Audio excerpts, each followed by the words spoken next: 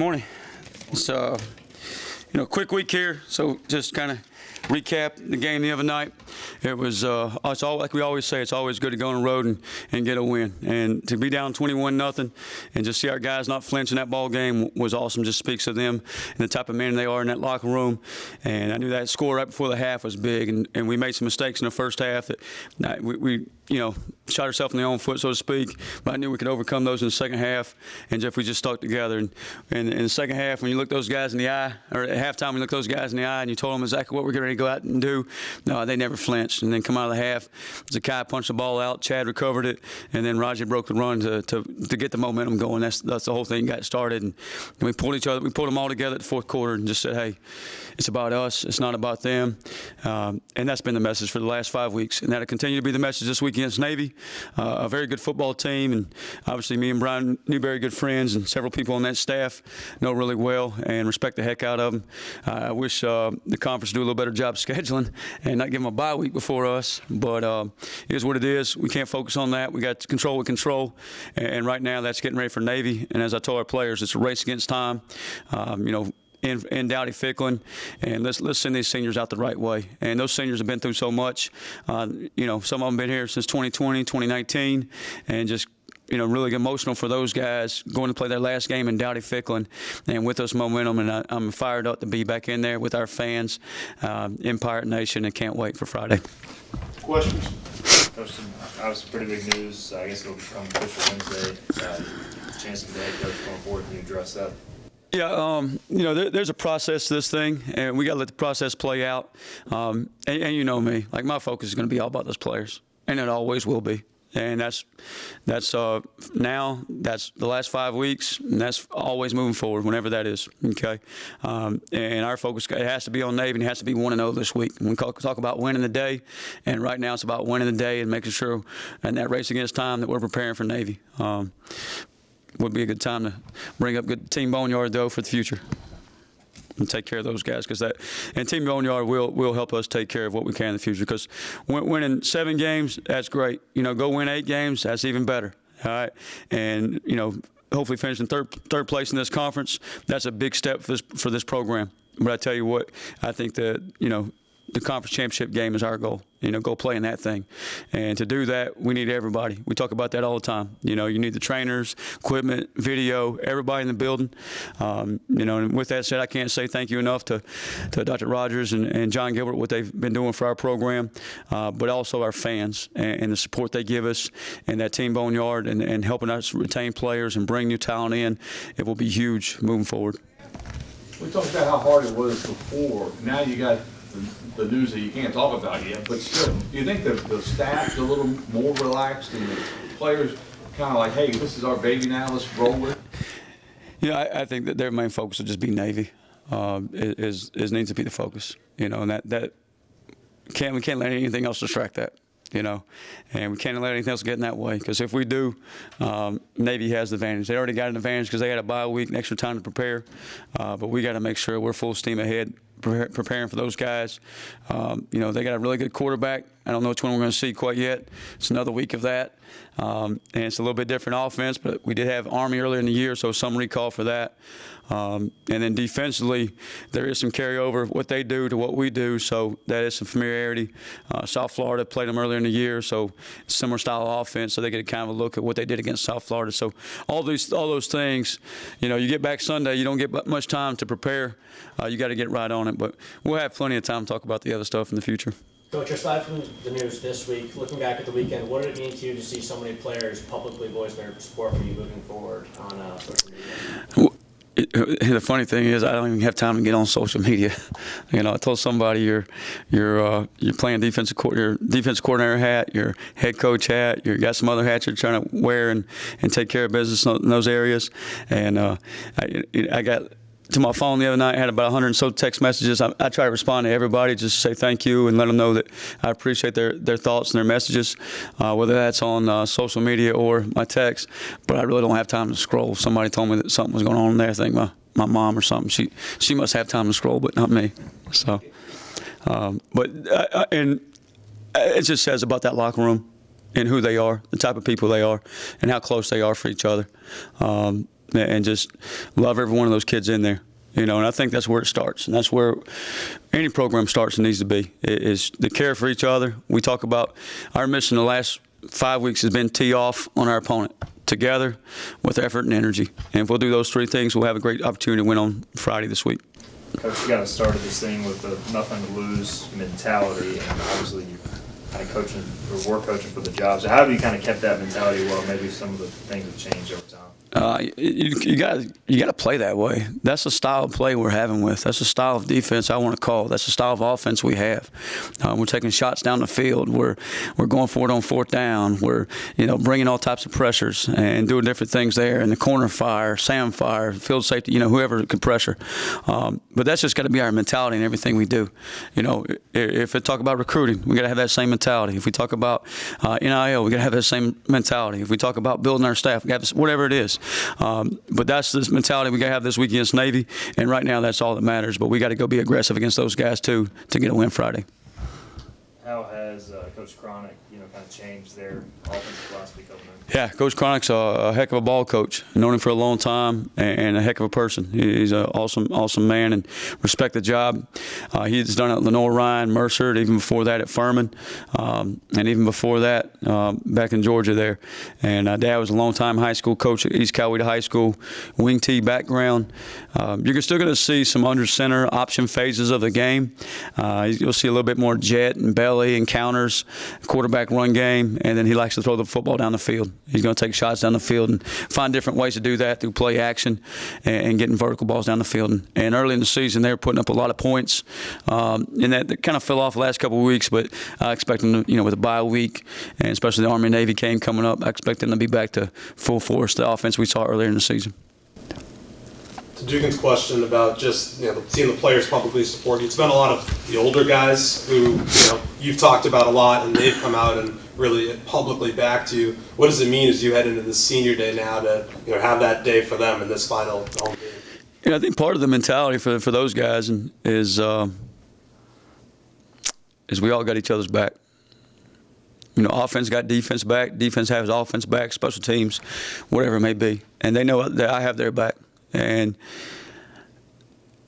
that's who you get emotional with is those players, in that locker room. And just know they care for you and that you care for them and that we're in this thing together and that we all pull in the same direction and we all trying to make Pirate Nation proud.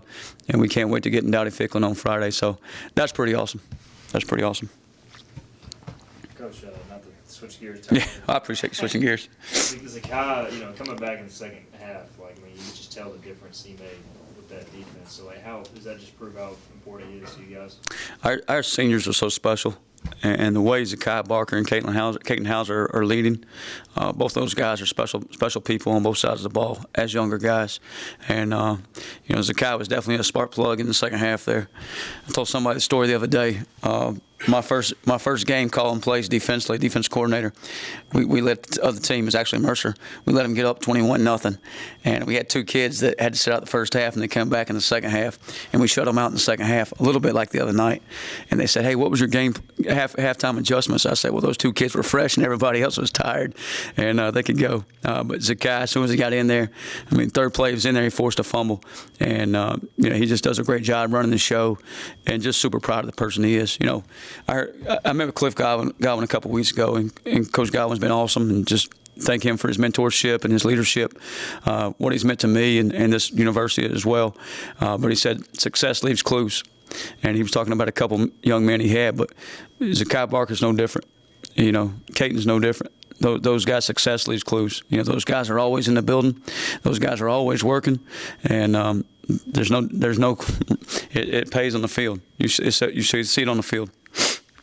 How are y'all? We're good. Coach, the news is kind of out there. I know before we talked about it, but just obviously Blake looking like he'll be the guy going forward. What does that mean to you guys' staff? We'll see just how the rest of the week plays out.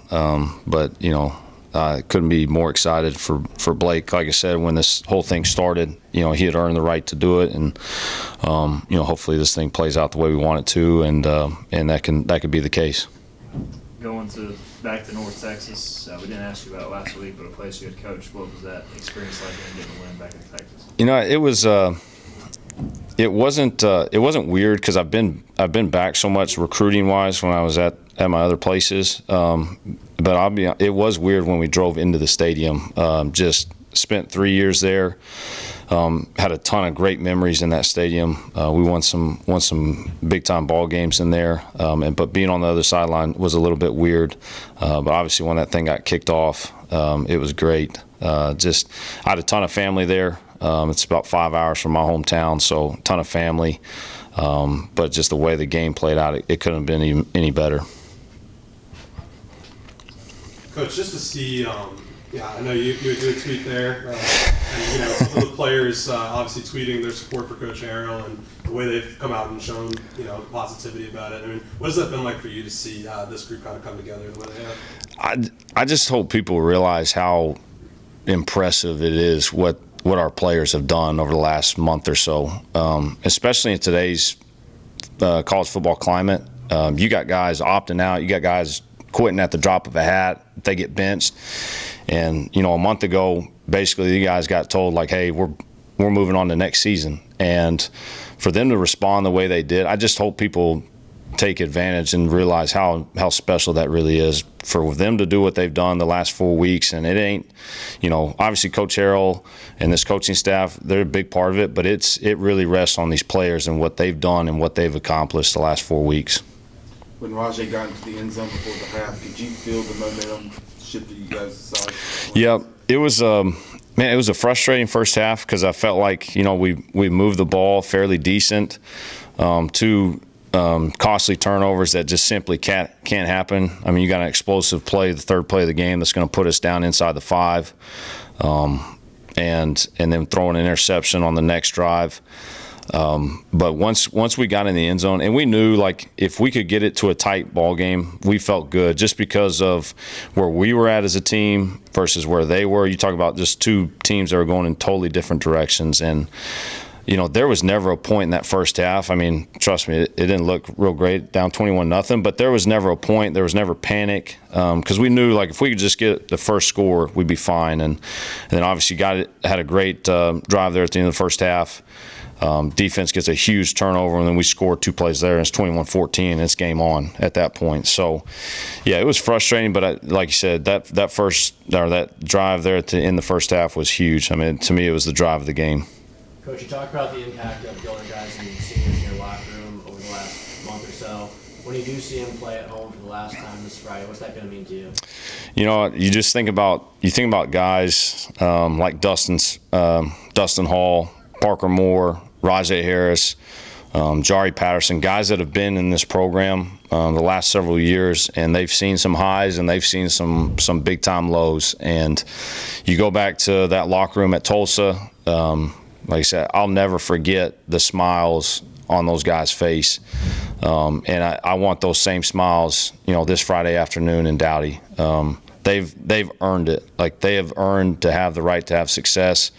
They've done everything we've asked them to do the last 10 months, and we got to work our tail off to make sure we go do that.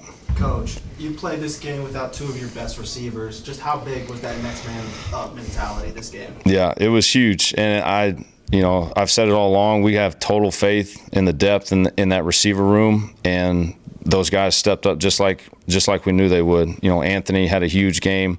Yannick did exactly what we thought he would. Jari did exactly what we thought he would. But it's huge. And the thing is not only me having confidence in him, but Caton having extreme confidence in him to throw some of the balls he threw to him. That comes from just hours and hours of work and trust that he's built with them. So it was huge. But we have a saying in our quarterback room: we don't make excuses and we don't let others make excuses for us. So we weren't at no point going to sit there and say, well, we don't have Winston or we don't have Chase, so it's going to be hard for us to win. We got players, and we can go win any game we play in. The run early, it wasn't a major success, but y'all stuck with it, and it looked like they didn't rotate a lot up front. So was that part of the game plan to kind of wear them out? Yeah, I mean, we've said all along, like, this thing relies on the run game, and when you can run it, it's special, and it's just I've gotten better at, as far as a play caller, just trusting it even when it doesn't hit early, knowing like, hey, it's going to hit at some point, and just having faith in our guys up front and those backs. And you started to see it there into the first half, early in the second half. All of a sudden, those runs that were going for 2 or 3 yards, now they're popping for about 7, 8, 9. And so just staying consistent with it. I thought Coach Maddox did a great job the other night. Just, hey, we're doing this. Hey, let's try and get to this. I think this will help. This will be better for us. And so making some adjustments there by him.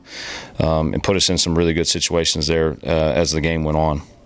Did McCrimmon get any love on the sidelines after pulling Rajay out of the pile? Yeah, that's what I thought. Rajay got it, and Rajay deserves a ton of respect, but McCrimmon did a great job getting in there, and it all goes back to just what we've preached the last 4 weeks of just effort and energy. And we want to play harder than anybody we play, and that play right there, probably the play of the game, just swung the momentum. And it was, for us, there's a lot of guys in green jerseys standing around, and there's a lot of guys in white and gold that were running to the football, pushing the pile and pulling him out of there. And like I said, it swung the football game. Navy is known as having one of the more complex defenses, so what do you see on film? They're that. They're aggressive. They're going to come at you. They're going to give you a lot of different things. And so, we got to just do a great job of being, one, prepared, but also making sure we're not trying to do too much, making sure that we're sticking to our guns and doing what we do really well, finding different ways to do it, because they're going to throw a lot at you. And if you're trying to do different things, new things, and versus a defense like this, it can give you fits. So, the nice thing for us, it is very similar to Blake and those guys. It's a little different in some ways. But we're gonna have to be ready to go play. They've had an extra week or so to prepare for us. But like I said a second ago, that's no excuse. And when that thing kicks off on Saturday or Friday, nobody's gonna be sitting there. Well, they had an extra week. It don't matter at that point. We got to be ready to go play. 4th straight game with 500+ yards for you guys. When you look at kind of the body of work and the way that your side of the ball has just continue to get better all year, what goes through your mind as to how they've been able to do that? Really, for me, it's just confirmation. Just having belief in the system, but also it's confirmation for us that, throughout the highs and lows of the season, we stayed and we had a consistent message, and we were never going to tear off that message because of, like I said, just the belief in the system and knowing that we were right there all along. Just needed a few things to start going our way, and they have, and we've been able to reap the benefits of it. But I'm just proud of our guys, because not only did we preach that consistent message, they continue to believe in it. And just like anything else, they could have at any point turned it in and said this ain't working or this or that, but they stayed true to it. And like I said, they're starting to see what we've been saying all along this could be. To that point, when you think about these seniors and leaders you've had like Rajay, what will it mean to honor them? You guys really try to make it about them. Like what will that mean on Friday? Yeah, it's we talk a lot about in the offensive unit about writing our story. Like, what legacy do we want to leave in 2024? And we hold the pen and we write that story. And so I told the guys this week, like, man, we've written a pretty cool story, probably one of the cooler ones I've been a part of, but the story's not done yet. And we got more to go get, more to go do. And so let's make sure we finish this thing the right way. Are you expecting to have Chase and Winston back this again? We'll see. They were a game time decision the other day. Just didn't feel right. They could have maybe gone, but at the same time, you don't ever want to jeopardize one of your players if they're not feeling 100%. So hopefully we'll get them out there, practice a little bit, and see how it goes. But we'll just kind of see how it progresses through the week.